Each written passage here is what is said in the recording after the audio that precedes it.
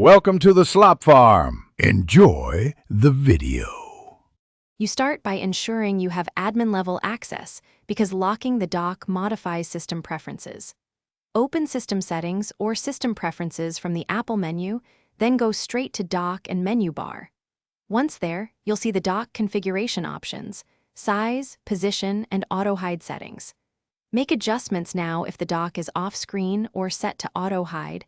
You want it visible for locking. This step prepares the dock state, so subsequent commands and profiles apply predictably without unexpected behavior. Next, enforce the lock. If you manage multiple Macs, create a configuration profile via MDM that sets dock preferences and prevents changes. This is the clean enterprise route. For a single Mac, open Terminal and run the defaults right com. Apple, dock size immutable bool true command to make size immutable, plus other keys like contents immutable for position or persistent taps.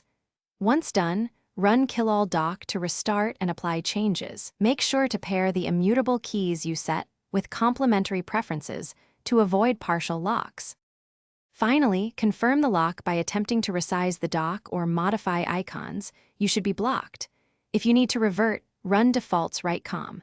Apple, dock size immutable bool false, and then kill all dock to restore flexibility.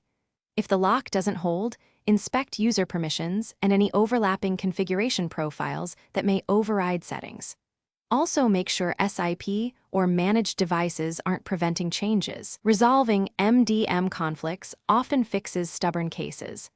If nothing helps, restart the Mac and reapply the commands to ensure. Thanks for watching. Consider subscribing if we helped you today.